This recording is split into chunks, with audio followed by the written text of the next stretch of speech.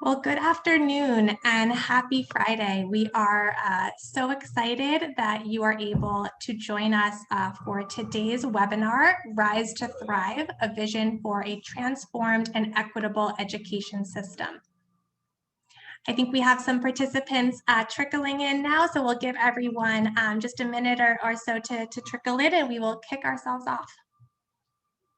We are really just thrilled that you're able to join us this afternoon. For those of you who I haven't met, my name is Maddie Sims, and I'm a director at Columbia Law School's Center for Public Research and Leadership, or CPRL, and I will be your moderator for this session this afternoon. We are, as I mentioned at the start, so grateful that you're able to join us. We have a wonderful panel assembled to share with you all more about what Rise to Thrive looks like in action. You'll have the chance to meet some of our panelists in just a minute or two. Before we kick off the session, we do have one or two quick housekeeping details to review. Throughout today's session, please feel free to place any and all questions that you may have in the Q&A box. We will plan to devote the final portion of our time together to respond to those questions. This webinar is being recorded. A link to the recording will be emailed to all participants that registered for today, and we encourage you to share the recording with other members of your team and network who may be interested in learning more and engaging in this work going forward. With that said, I'm going to kick us off and introduce CPRL for those of you who may not be familiar with our work. CPRL is an education, research, and policy center housed at Columbia Law School with a dual mission. One component of our mission is focused on training the next generation of education sector leaders committed to advancing educational equity. We do this by bringing together an interdisciplinary team of students from law schools, business schools, policy school, education, and data science programs across the country to participate in both rigorous coursework and client-facing project work. Over the course of the semester, students have the opportunity to learn from members of the CPRL team, learn from our diverse partners, and learn from one another. The other part of CPRL's mission focuses on supporting its clients and partners, which range from state departments of education to school districts and charter networks to nonprofits and foundations working to advance educational opportunity and educational equity, especially for students and communities that have been traditionally underserved.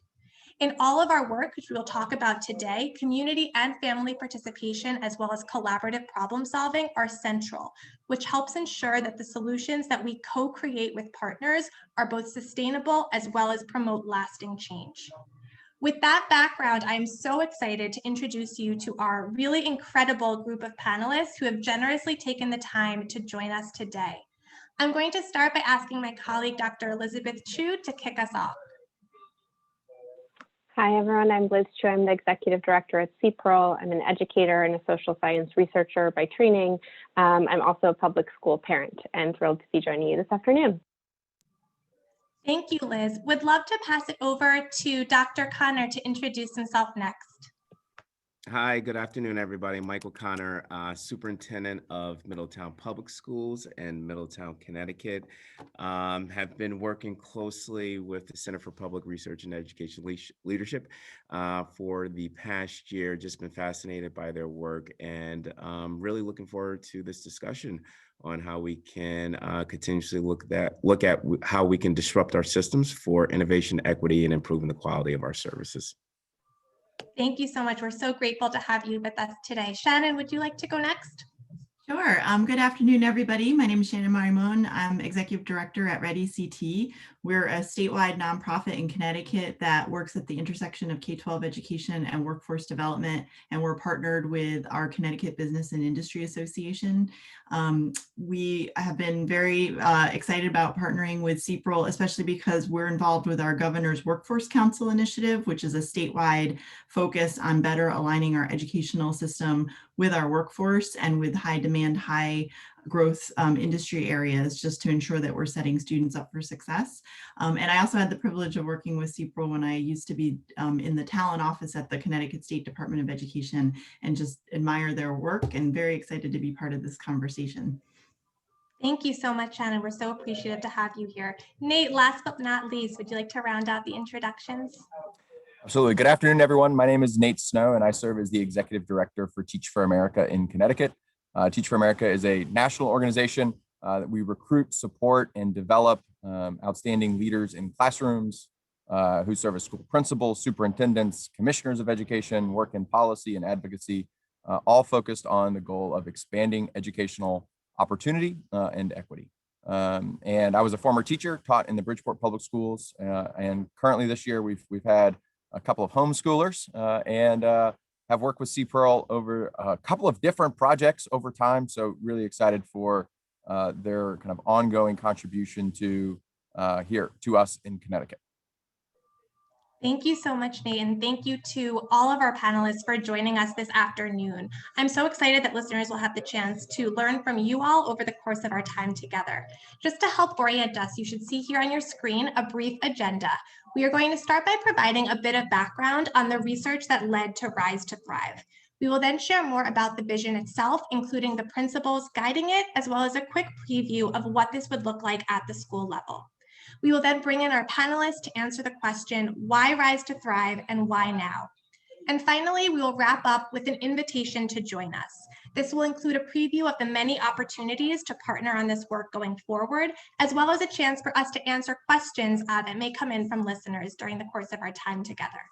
So let's dive in. Liz, I'm hoping you can get us started by sharing with listeners a bit more about CPRL's research and the many months and many conversations that led to the creation of Rise to Thrive.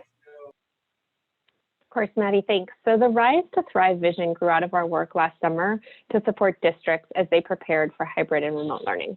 In that process, we engaged families, teachers, school leaders, community members, and education leaders to figure out what an equitable remote learning plan could be. Because at CPRL, we're focused on working with those who are closest to the point of impact to figure out how to address entrenched and pressing problems, we've continued to work with students, families, teachers, community members, and education leaders over the course of the year to do a few things. The first is just to support learning in this very challenging time on a day-to-day basis. And the second is to learn about forced and unforced innovations and family demands that could lead to a more equitable education system after the pandemic ends. In the hundreds of conversations, interviews, focus groups that we've conducted, including a number through Dr. Connor's district in Middletown, we are continually inspired by the collective ingenuity of caregivers and of educators, and the extent to which everyone we spoke with believes that the pandemic is an opportunity to address the structural inequities in our schools and to center families and students in coming out stronger on the other side.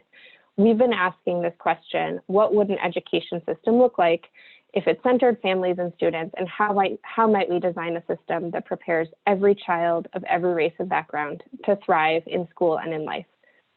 What we've learned is that families have a new and strong degree of transparency, and educators and leaders have a new sense of urgency, flexibility, and agency driven by necessity and crisis.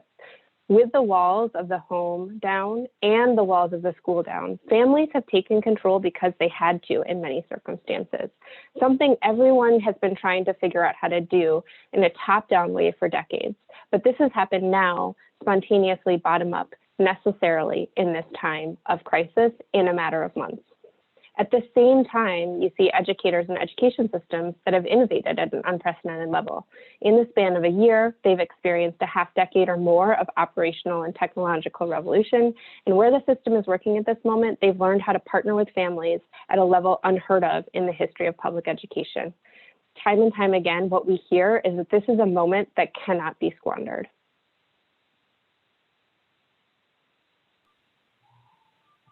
Thanks so much, Liz. I'm hoping that you can talk listeners through some of the guiding principles underlying the Rise to Thrive work. Absolutely. So out of this demand for change and the study of what is working is what grew the Rise to Thrive vision. It responds to, as I said, students, families, educators' demand for fundamental, not reactive change, by which we mean that all of these folks don't want to go back to changes that just bring students back to the level of learning and well-being that they would have achieved if the pandemic had not occurred. It's really not good enough anymore. Never was, in fact. Getting back to normal just means that we're back with the opportunity gaps and the achievement gaps that we had a year ago. Instead, all of these folks want fundamental change and want a system that creates a level of educational service and equity of opportunity at a scale that we have not yet achieved in our public education system. And that desire and those demands and innovations is what brings about these principles. The first, focus on equity to reach equality of outcomes and just outcomes. Second, learning is constant. Operations, instruction time are the variables. Third, getting better requires democratic participation and partnership with families, students, and community members. Fourth, effective, not best practices drive student learning. This one has been a little more controversial, so I'll just say here we're thinking about the fact that so many visions for public education transformation focus on a one-size-fits-all solution for all school just because it's worked in some places. And the idea here is that we are not working towards silver bullet solutions. We are trying to figure out what is effective in what context and then work toward improving upon there. The last is that student opportunity and learning must traverse traditional boundaries. The zip code and the four walls of the school can no longer limit students' opportunity. Thanks so much, Liz, for sharing that context. So now I know that individualized student support is such an important component of Rise to Thrive. Can you share with listeners a bit more about how each student is meaningfully supported in this system? Yeah. Absolutely. So we knew it wasn't enough just to name a set of principles, and we had to think about what those would look like in action. So we mapped what students, families, educators, leaders wanted with successful models, both from the United States and abroad. So we studied a number of things. We've studied in depth the Finnish model, particularly the undiscussed element of Finland, that is the focus of their individualized student-centered learning process supported by teams of families and professionals. We've studied charter, private, and traditional public schools, both here and in South America, that are focused on student agency and individualized whole child education. We've studied community schools in depth, particularly those focused on serving recent immigrants. And we've studied individualized schools and whole districts across the US that are very, very focused on personalized learning models. And out of this research grew the idea of having a system built around a RISE team, a team that is tasked with realizing individualized student-centered education, RISE, so that each kid thrives. And then we thought, once we have this team in place, what is the school and system model that has to surround this individualized team-based approach? So in this model, each child is supported by a RISE team that consists of the student, the family member, a teacher, perhaps a community support coordinator, or other adults who would be appropriate given the student and the family's needs. The RISE team would engage in a collaborative student-centered planning and improvement process every year. Each child would enroll in a physical or virtual school that serves as that child's home base and that child's core school community. Then in partnership, the RISE team would create a student's individualized goals and learning plan. This is not the hyper-legalized, constricted American model, but much more following the professionalized and flexible Finnish model. They would monitor the student's progress, learning, and well-being, work together to solve problems as they arise, and document, communicate, and celebrate success. In this planning process, they would take advantage of key programmatic flexibilities that include the number of full and partial days per week students attend school in person. We imagine in this model, based on what we've heard from families, that many students would attend 3 to 5 full days. And the extent to which students engage in virtual programming, whether that's virtual programming done at home, at school, or in a pod. While some students who attend class in person all week, others, like I said, may do it sometimes outside of school. And for those who are in person during any given day, they might have part of that day that they're attending virtual classes from the school building. These virtual classes could combine students from various schools across the district or region or beyond, and they might be conducted in partnership with local, state, or national museums, businesses, cultural sites, or institutions of higher education. To make this model work, we imagine that teachers would be organized into instructional teams who facilitate students' learning experience, make sure students are learning, mastering standards, and meeting their learning goals. We know that in this model, having standards-aligned, culturally responsive, and sustaining instructional materials will be crucial, as will mastery-based assessment practices and tech-enabled instructional materials that can support personalization, learning across remote and in-person modalities, and learning across geographies. Thanks, Liz, for sharing all of that. I'd love to take us up one level of the system and think about the district's role. I understand that in this new system, the role of the district will need to shift. Can you describe a bit the role that the district and district leaders will play in a Rise to Thrive system? Yeah, that's right. The role of the local system has to shift in the Rise to Thrive model because the district can no longer be tasked with prescribing daily schedules, scopes and sequences, instructional materials, work rules, grade levels, grade spans, and all of those types of things. Instead, it does the 4 things that you see on the slide. It really specifies standards. It figures out how to mobilize resources and supports and connect schools with one another and schools with other types of institutions to increase access to high quality learning opportunities. In some cases, it might be a direct provider of services as it makes sense given economies of scale. And in all cases, it would facilitate and be a source of transparency into what's working and what isn't. Thank you for providing that overview. So this brings us to an incredibly important question, which is why Rise to Thrive and why now? And so we can go ahead and close the slide so we can discuss this a bit in our group. I'm going to stay, Liz, with you for a moment, and then we'll pull in our other panelists in just a moment to talk about why you all believe in this vision and where you have seen some of these principles in action in the districts and communities that you are all a part of. And so starting with Liz for one more question, what makes CPRL think that this bold vision is possible? I know you shared earlier a couple examples of where the research has focused. Can you share with listeners a bit more about 1 or 2 examples that you've been able to learn from and draw upon when thinking about what this looks like in practice?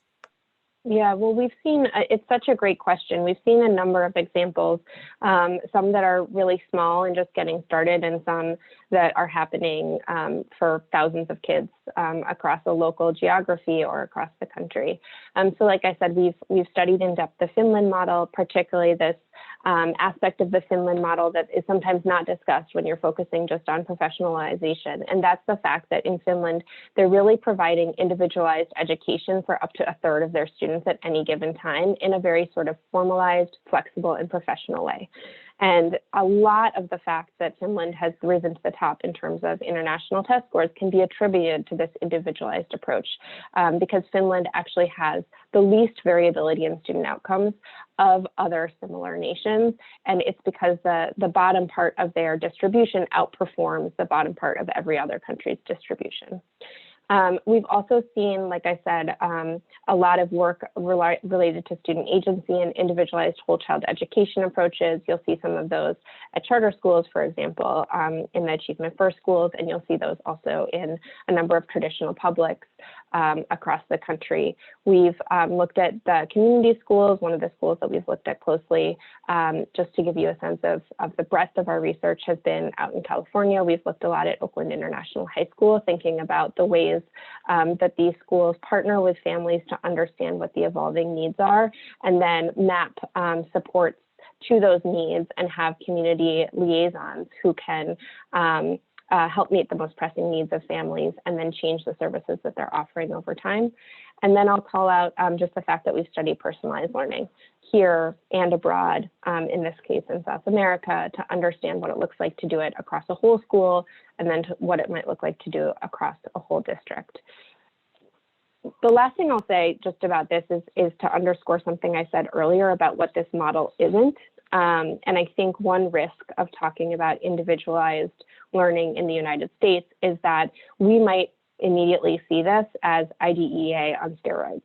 And what we're talking about is really quite different than that. This is not an adversarial model. It's not a compliance-focused model. We are intentionally trying to avoid the inflexible strictures of IDEA and instead really trying to create around each child a non-adversarial community that supports the student and acts nimbly and responsively to the student's goals, preferences, their progress, and their needs, which is why we affiliate it much more with the Finland model than the special education model that we have here. Thank you so much, Liz. So I'd love now to bring in some of our other panelists. So Nate, perhaps starting with you, and then would love to hear from others as well. How are the principles underlying Rise to Thrive responsive to the types of conversations that you and others in your network have been having with parents, with caregivers, and really understanding their hopes for schooling going forward? Yeah, absolutely.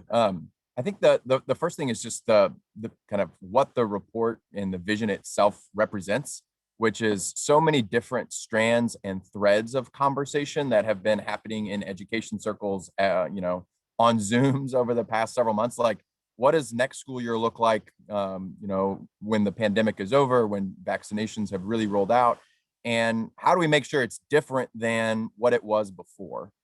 And then when I started seeing some of the draft come together, it was like, wow, this is really different.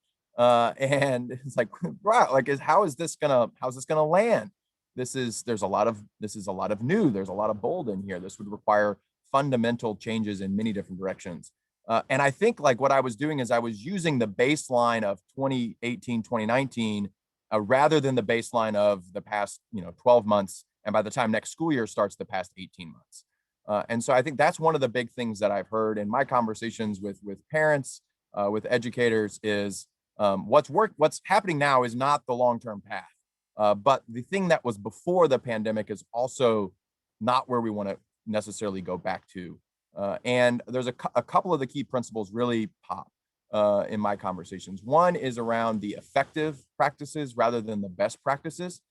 And I think this kind of reacts like to how we have taken our love of high standards and converted that into standardization, rather than saying, what are the standards that are going to be true in our community, in our schools? What are the things that I want to be true for my own kids? And then seeing that there might be a differentiated path for those things to be developed. So that's definitely one of the ones that is people are talking a lot about, trying to figure it out. And it feels hard, but it also feels really important. And then the other is, the breaking down the barriers between so many of the silos, whether it's here's what happens in the family, here's what happens in the classroom, here's what happens in the after school program, here's what happens in the weekend enrichment, and really seeing those much more integrated. And actually what is striking about this one is, as a parent, that's how I always think about my kids. As the parent, I can't, operate in these different silos. And I think what the pandemic has done is like invited other institutional players into that viewpoint with me. And it's like, I want that to stick even as we come back. So those are a couple of quick thoughts. Thank you so much, Nate.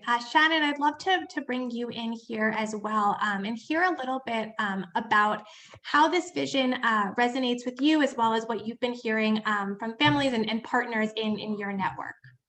Sure. So I think the principle that resonated the most with me, I mean, they all do, but I think especially the one around transcending the traditional boundaries of what a school experience is or should or could be. And there's just so much potential. We've had to be really adaptive and creative as an organization because we run a lot of work-based learning programming for students. And last summer, when everyone was still trying to figure out what was happening, we still wanted to make opportunities available for those students who were ready for it. But we were told no in a lot of cases around access to school buildings, facilities. We had to consider all the precautions, which of course we were going to take very seriously, but we wanted to come at it from a perspective of like, how can we make this happen? Let's not assume it can't happen. And so we got really creative around hybrid and virtual models for delivery that I think we are really excited to build on. We bring in a lot of industry and other stakeholder perspectives into the experiences to enhance and augment the work-based learning experiences that students are having. And we see now the potential to do that from basically anywhere, which was always there, but now I think people it's second nature. So we have, for instance, a program we're running right now for a group of students that's in the Hartford area, but we made a connection with Pfizer, which is based down in Groton, the southeastern part of our state. And they're able to tune in next Wednesday to meet with that whole group of students from Hartford and talk about the manufacturing process for the vaccine. And it's such a cool opportunity, I think, to have those enrichment moments that really light a fire or a passion in a student and get them going to where they're going to go next. And we don't want geography ever again to be a barrier to having access to those opportunities. Thank you so much. I could not agree more with those points. And I think in particular, I love also the opportunity to bring in what's going on in children's lives outside of the school building. We all know that this past year has been incredibly challenging, in part due to crises that have, of course, impacted different communities very disparately. And I think that the opportunities to bring and make those connections so that students and teachers can have those conversations is so important. Dr. Cotter, would love to bring you in here, and I'd love to hear from your perspective as a district leader. How does this vision align with some of the work that you, your executive leadership team, as well as teachers and staff are either doing right now in Middletown or hope to do over the coming years? Thank you, Maddie. When I look at this, the Rise to Thrive paper, it epitomizes the necessary change, specifically in the context of equity, right? We holistically in education have experienced 3 stages: before COVID, during COVID, and after COVID. And we know that in the before COVID stage, the incumbent model, traditional structures of education, age segregated classrooms, what I mean by grade 3, grade 4, that existed, that pretty much exacerbated the achievement gap. Some of the traditional structures, whether it be from, the nation's report card or Stanford CPA data coming out of there. Now, the incubators of innovators, as I called it during the before COVID stage, we talked about innovations, radical change in the context of creativity of this context, but it was only more of the theoretical or conceptual vision. COVID happened, March 13th, 2020, a date that everybody will remember. And then we had to switch to these varying models, right? The hybrid model, the full distance learning model. And now as we start to think about after COVID and where some of these inequities and disparities has exacerbated itself, we have to think about education fundamentally different. As you stated in the report, the learning is the constant, time is the variable, flexible structures that are modular, ambidextrous in context, challenge it as what Michael Hornwell always said, that threat rigidity, where we're not just looking at logistics and operations, but looking at architecture and creating artificial intelligence or integrating that into the traditional tier 1, tier 2, tier 3 model, looking at competencies, right? And looking at how we can have family as a voice, ethnographic designs as opposed to a traditional bureaucratic design as education is traditionally underpinned. So this is something that we have to do now, especially when we look at it from an equity lens, when we look at our students in various segments and how we can create a model, a flexible model that has this level of agility for them. And also building organizational and teacher capacity and leadership capacity to be able to support the flexibility of the new model that we are going to create. So this is a very enticing value capture and value creation for any family. As a father of a 5-year-old, I would like to see our schools move to more of a competency-based model where it's individualized and personalized to him and tailored to his needs to be able to close achievement gaps and the excellence gaps. We don't necessarily talk about that, but this is something that I hope that we can be able to create, because again, we have to stop living in a 19th, 20th century model and serving education for a 21st century student, Generation Alpha and Generation Z. Thank you so much for all of that. One of the things that I know that the two of us have talked about in prior conversations is this idea of asking why about the practices that are ingrained. So that might be why we assign teachers the way we do, why we create schedules the way we do, and that when we can't answer that with it's because that's how all students are going to learn well, then we need to re-examine those practices and kind of go back to the drawing board. And I think that one thing I know that we've been excited about in some of our conversations has been really talking to people about that process. And so Dr. Conner, if you don't mind, I'm going to stay with you for one more question. Would love to hear how this vision is helpful for district or other system leaders who are starting to think about planning efforts for the summer, for next fall, as well as beyond. Yeah, one, and I think just from a mindset shift in mental models is to be bold. Leaders, teachers, education as a entity has the permission to be bold because this is an opportunity that hasn't come in education in a very long time. Also, too, when I think about this is creating innovative designs, adaptive designs that could be more personalized for students. Just like what we talked about, Maddie, right? Why is it a 6-hour classroom when now we know that within our flexible models, we can create learning in an on-demand manner?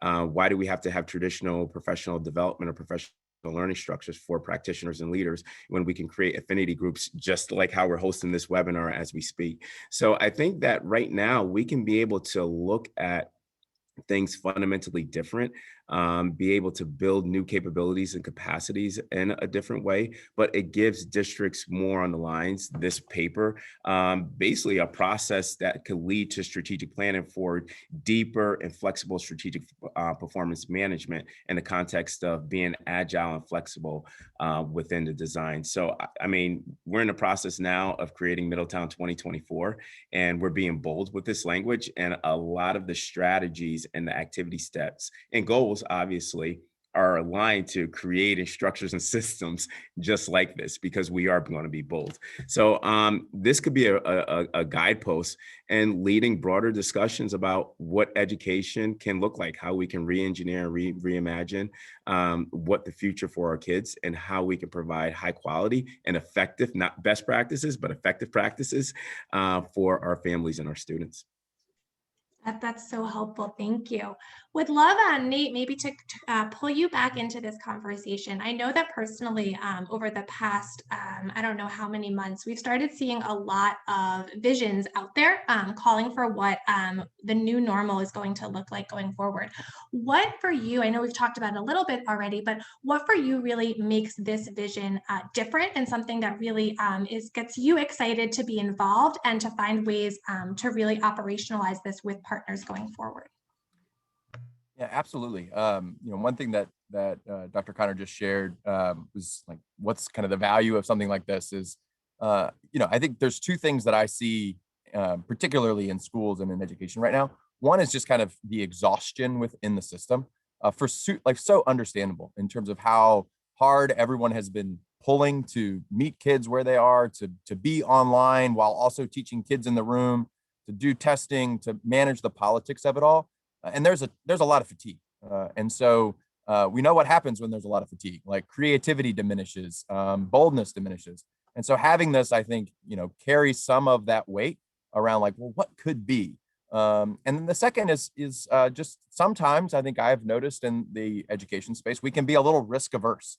So for any one superintendent to kind of sit down at a whiteboard or with an executive team or with a PLTI, a parent leadership committee, and say, hey, what do we want to be different? It's like, well, are we kind of just pulling this out of a hat, or like, well, all right. And this kind of creates a little bit of a backdrop and a framework to say, here's something that we can start with. Not everything in this report is going to work for every school district in the country, but everything in this report is something that every school district in the country can work with, and then can say, hey, we're going to take that part, we're going to leave that part. And so when I think about the other visions that I've seen of the other plans that are slowly starting to emerge, I think right now they're overly focused on kind of programs. Big talk about how do we get summer school right? That is a great question. It's not the only question though that we I think as a system need to be oriented around. What this report helps to point to are some of the questions and then some of the initial thinking around what are some of those deeper structures in our districts, in the way in which communities treat educating the children in that community, and start to then think not only about the programs, but also the structures underneath it in ways that could be, very different and take on a little bit more risk than just what we're, I think, sometimes used to seeing. I'm so glad that you highlighted that. I think we've been speaking a lot as a group about how important so many of the solutions being advanced right now, whether it's summer school, whether it's individualized tutoring, but really making sure that we're thinking about those within the context of the broader inequities that we're trying to solve for. And that's really the way that these temporary or partial solutions can really promote lasting change on behalf of groups of students and communities that have been just underserved by the education system for way too long. Would love, Shannon, to ask a question over to you. I know that a lot of your work focuses, of course, on career and readiness in general for students. How does this Rise to Thrive vision really prepare students for success, not only in school, but in their futures and in their careers more broadly? I mean, I think a lot of people have already referenced aspects of kind of thinking differently about the learning, you know, the learning as the constant, and then do we completely re-envision the way that we group students and think about students connecting with each other and across the school, across the district, with other districts. And I think that that really lends itself to preparation for 21st century careers in terms of, I mean, look at what we're all doing right now. Like, this is the world of work, is in a more virtual or hybrid format and delivery model. And students need to have exposure and access to that. Teachers need to be adequately prepared to enable students to have those experiences. And so while this grand experiment of the last year was sort of forced upon us, it is such a great opportunity, if you can look at it as glass half full, to kind of move and build on that going forward, and to ensure that we're focused more on critical thinking, compassion, curiosity, creativity, as opposed to, you know, one of my colleagues regularly talks about the fact that our system is completely predicated on this just in case learning. Like, you have to learn all these things just in case you might need to know it sometime. And students are like, well, but I can find that out just in a heartbeat looking at my phone or asking Siri. So why do I need to learn all this? And so we need to be moving more towards just-in-time learning, which is very much a philosophy from the business community. You don't want to overcorrect for that, but you definitely want to start incorporating that more and more into the way that we think about what students absolutely need to, the guaranteed learning experiences that students need to have. And I think that the individualized learning approach allows you to really meet the student where he or she is, and their families too, and have them engaged in that entire process. And why wouldn't we, if we have the technology and the mechanisms to do that? Yeah, those are all such great points. And I see we have a couple questions coming in the chat. So I just want to take this moment to encourage listeners that if you have questions, please continue to post them our way. And we will be sure to leave some time in just a couple minutes to answer some of those questions. I want to ask another question sort of to the full group. Shannon, I'll stay with you at first, and then would love to bring in Dr. Connor as well on this question. And that is, I think we've been hearing some system leaders who have been saying that, you know what, we're exhausted and we're ready to go back to normal. We're ready to go back to the old pre-pandemic status quo. And I know that that scares the CPRL team a lot. What would you say to those folks that fall in that camp in terms of the need for broader change and why the moment is now? That's a big question. So I think a number of folks have already referenced the fact that going back to quote unquote normal, that was not working for a large percentage of our student population and their families. And if you are now living, I mean, as a parent, you know, you're seeing that even more, explicitly. And then we're also seeing all the achievement and opportunity gaps we knew that were there have been even further exacerbated. And so we can't go back to the entrenched paradigm, because I mean, it's very comforting for some to go back to status quo. Obviously, it's human nature. Change is hard. Change can be scary. But we've had this opportunity this past year to show that we can adapt. We are a resilient community, both, within our individual states as well as at the national level. And I just really hope we don't miss this moment to think differently and think more boldly. I don't want to oversimplify how hard the lift will be. I think it will take significant change with respect to kind of all the policy and regulatory implications of making these shifts. And to some extent, maybe there can be, I mean, we've talked a lot about a pilot approach, something that sort of eases into it and starts to test the waters of this and figure out where we do need to push further on certain constraints, artificial or otherwise. So, you know, I guess my tolerance for risk is fairly high, and I get really excited about this, but I also want to appreciate those who would feel much more concerned about where there might be slippery slopes or where there could be just real logistical challenges. And I think we want to just take those head on and work through those together, which is the point of kind of starting to create this community of those invested in it. Definitely. I'm so glad that you mentioned the point around piloting, which we'll definitely turn to in just a minute and speak a little bit more. I'll bring in Liz in just a minute to talk a little bit about a potential pilot. But I do want to first just go back to Dr. Cotter for a moment to see what you would add, because I know that you've been having conversations with members of your team and others about the need for change, and would love to hear what you would add to what Shannon already said. Yeah, Maddie, just to underpin what Shannon stated, right? We know that the old business model or the analog business model did not work for specific segments, especially segments that look like me, right? And, you know, this is one of the greatest opportunities for change, and we have to be able to capitalize on it. And I think Shannon and Nate was talking about it specifically of how we can be able to assess the novelty of innovation, right? And assessing the novelty of the structures. And when we talk about that is from the context of Horizon 1, Horizon 2, and Horizon 3. And A/B testing and experimentation is paramount with that. Using data and analytics is a paramount with that. So it's not like we're just saying, oh, we're going to transform the whole system or have this paradoxical shift in the context of what the new model is going to look like.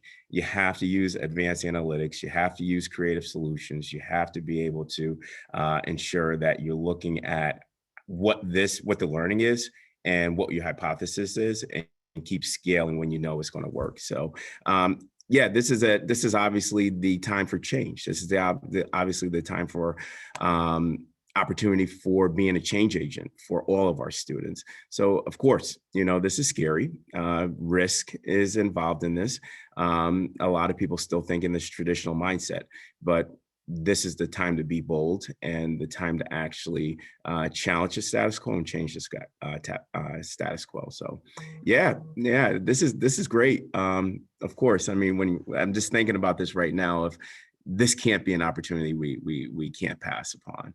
And the old model didn't work. And again, I'm going to keep quiet in 1 minute, but just like what Shannon stated, right, is when people say, I want to go back to the old, challenge their mental model and say, why do you want to go back to the old when it didn't work? And have them think about it, and then have that discussion about what change can look like for kids. Couldn't agree more. Thank you both, Dr. Connor and Shannon, for adding both of those.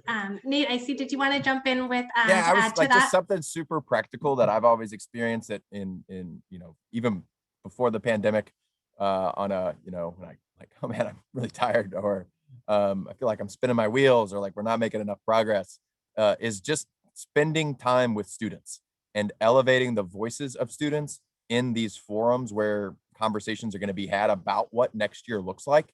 I always find that was like immediately reinvigorating. And I, you know, I think I saw that on one of the early slides, Maddie, in terms of the number of students that y'all engage with.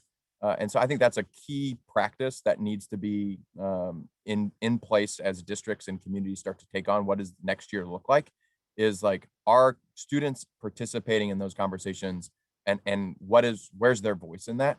And I think that's not only going to help on the design, but it's also going to help refocus us on why we do work and that we can do hard things. And so that would be my one kind of practical thing that we could all be doing, is spending more time with our students, asking them what has worked over the past year, what hasn't worked, and what they're hoping for as they go back to school, or the concept of school in a more kind of traditional post-pandemic way. Those are all so helpful. Thank you so much, Nate. And I want to, I'm so glad that all three of you actually mentioned this point about implementation and making sure that we're not just asking people to jump into the deep end. We're really asking them to engage in a process where they can learn over time and continue to improve as they expand. And so Liz, I'm hoping to bring you back in, and if you can share a little bit about the implementation piece and how systems can really implement these transformative practices in stages in order to both grow the depth as well as the reach over time. Yeah, absolutely. And I think one of the big things that's important when thinking about implementation is this idea for demand and the fact that the time is now. We have been, as Nate just said, talking to lots of students. We've also been talking to lots of families and lots of teachers. And there is a large amount of our students, families, and teachers who are craving real change and asking for us to rewrite the education story in our country. And I think there's real risk to not taking on something bold for myself as a public school advocate to think about what's going to happen to public schools if they don't change, especially given the number of families that have been leaving the public education system in this moment. So when we think about implementation, I think, taking on any level of innovation does mean that you're assuming some risk, but we do imagine that single schools can move toward a model like this. Whole districts or whole charter management organizations can move to a model like this. Whole states could move to a model like this. And in any case, it might be that you want to figure out, first go through that visioning and sort of goal setting process that Dr. Connor already alluded to that he's undertaking in Middletown, then thinking about what's the right set of first steps perhaps for the fall. What does it look like to do individualized planning for a subset of students, or all students at one school, or all students in a couple of grades? Or if you're thinking at the state level, what's a certain number of districts that might participate in this? Maybe it's 2, 3, or 4 the first year. And then thinking about, are there ways that we can start to expand the second half of the year based on what we learn in the first? And then thinking about, next summer when we're thinking about the 2023 school year, thinking about how can we grow that, whether you're thinking about a district moving from a few schools to more schools, or some schools with some partnerships to multiple schools with multiple partnerships, or at a state thinking about expanding the number of districts who are doing this and ramping up over time, figuring out how to make this work from a legal, from a policy, from a political perspective, and from a budgetary perspective, taking advantage of some of the dollars that are flowing in now to cover some of those transition costs for this type of structural change. Definitely. And so we're going to turn to a couple questions that have come in from audience members in just a moment. But before we do, I did preview at the top of the hour that there would be an invitation to join us in this work. And so I'm wondering, Liz, if you can share a bit with listeners about how they can get involved in this work, either to offer feedback or to directly partner with CPRL on Rise to Thrive work over the coming months. Yeah, well, we're excited from learning from everyone who came today. We're also having lots and lots of conversations. We can probably drop in a chat, a way to connect with us. You can definitely find it on our website as well. And we'd like to learn from you about how this resonates with the way that you're thinking, ways that it doesn't resonate with the way that you're thinking. If you are a district leader, or you are in a state agency, or you run a network or a CMO and you want to think about partnering with us or someone else to advance some of these ideas, we want to hear from you. And in the next couple of months, we've set aside a good bit of our time to think about what else we can develop to take this vision to a more operational place, to help overcome some of those implementation hurdles that system leaders might face. And if you have ideas about what those types of operational tools or supports that we could provide are, we would love to hear from you on that as well. Thanks so much, Liz. So I think we have time for a couple questions. The first one I want to touch upon is the question about challenges. And so a question has come in that says, what do you anticipate some of the challenges will be for districts or networks seeking to implement these principles? And what advice would you provide for addressing some of the anticipated roadblocks? So I don't know, I'll open it up to the group to see if anyone wants to kick us off, but please feel free to chime in.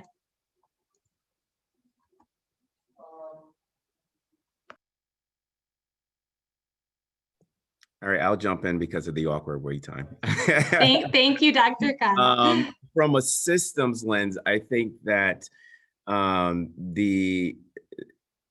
probably the problem of practice would be not from hardware development, i.e. structures and systems, because it would be, it could be seamless if you have a strategic plan or a process to move this from the conceptual into the level or into the implementation stage.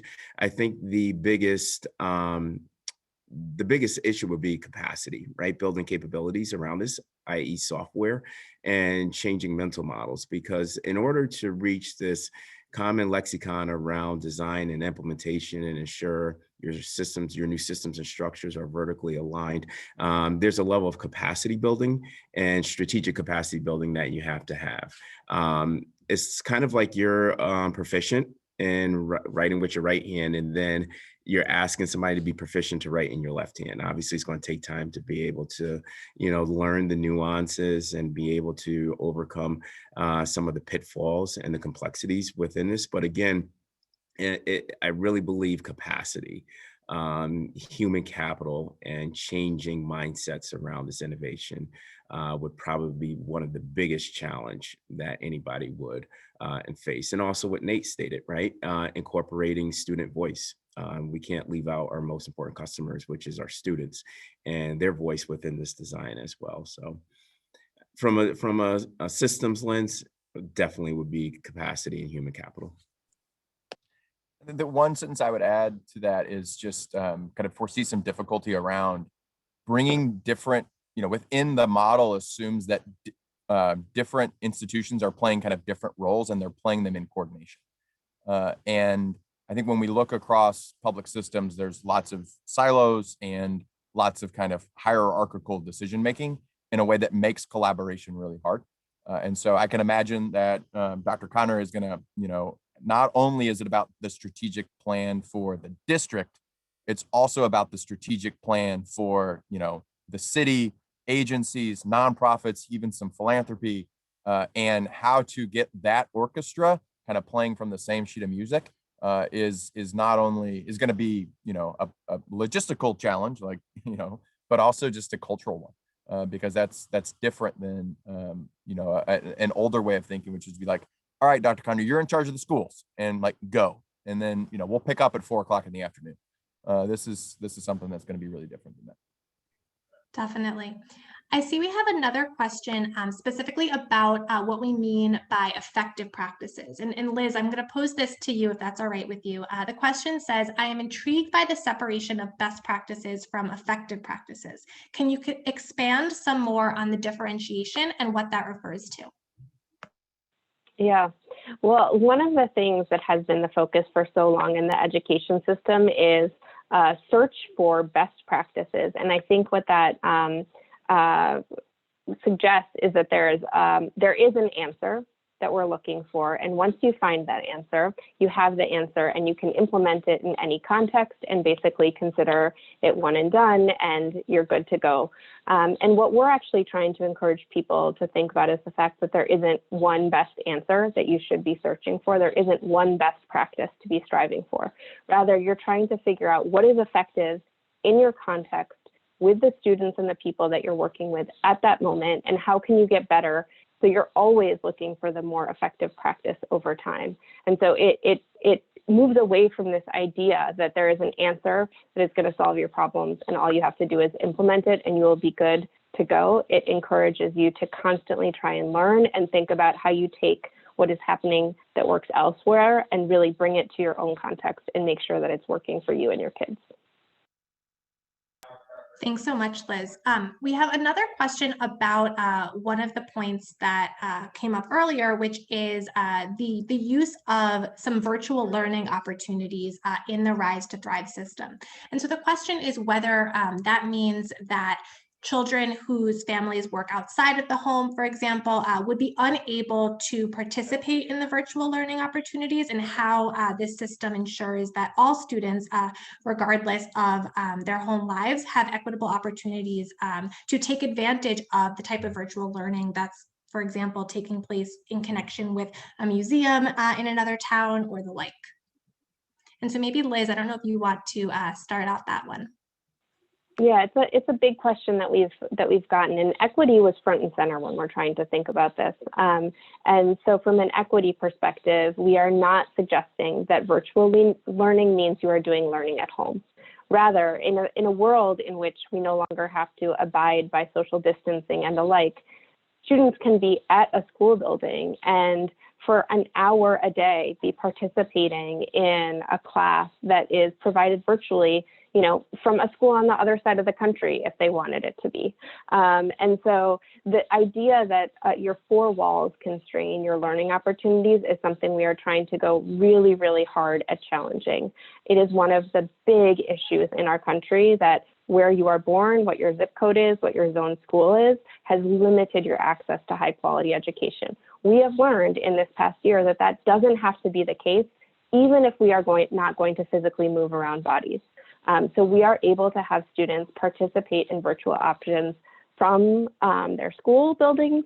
They could participate in virtual options from a pod, or they could participate in virtual options from their homes. So we want to be flexible on that.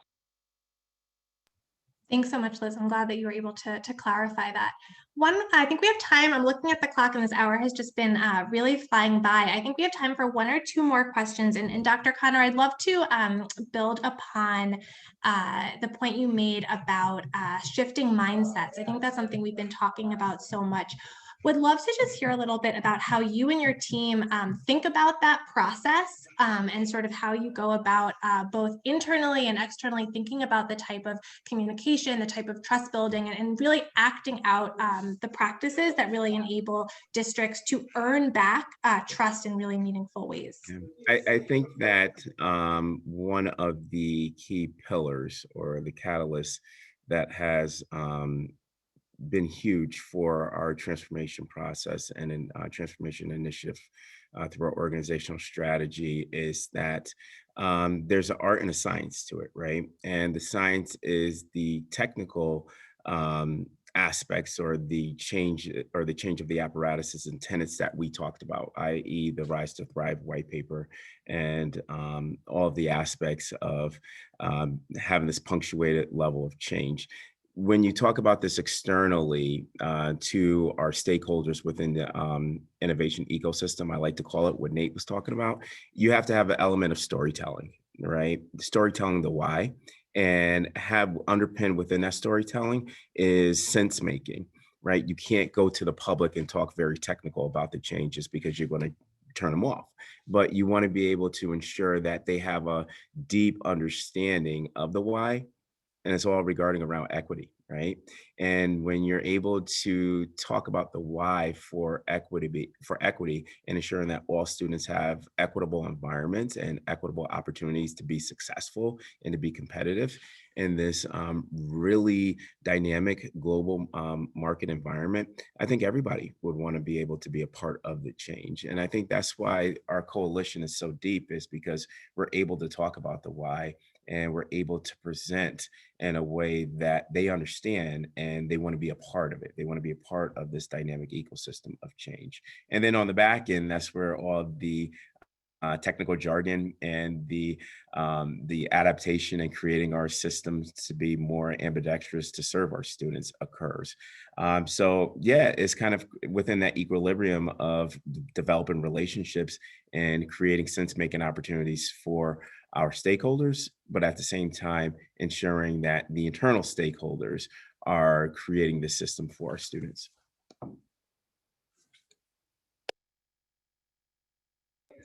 That's so helpful. Shannon, is there anything that you would want to add to that?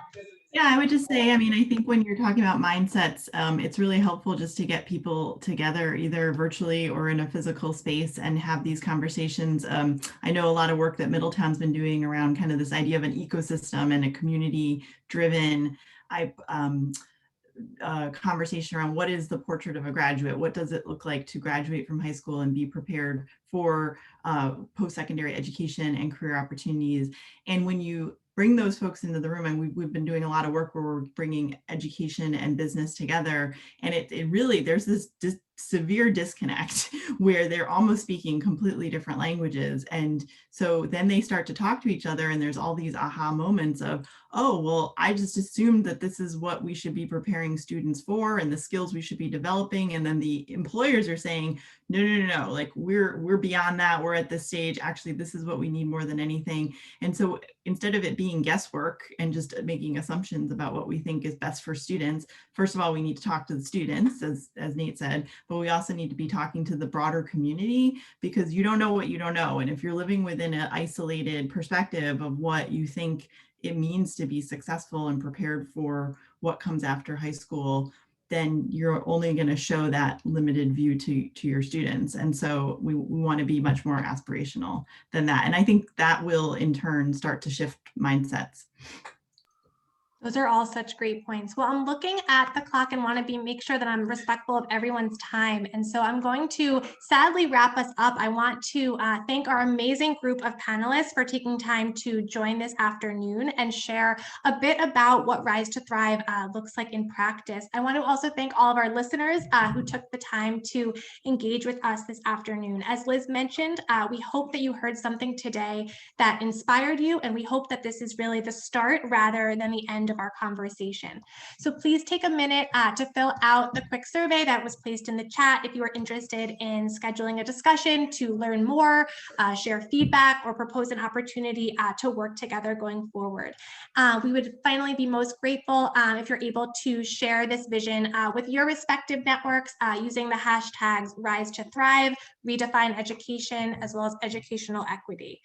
And finally, we will be hosting another webinar on Monday, April 12th at 3 p.m. And so if you know of other folks who might be interested in learning more about this vision, please look out for the registration link and encourage them to join. So thank you again for joining and for all the work that you are all doing on behalf of students, on behalf of families, and on behalf of communities. I hope everyone has a restful and safe weekend. Take care, and we so look forward to continuing the conversation with you all.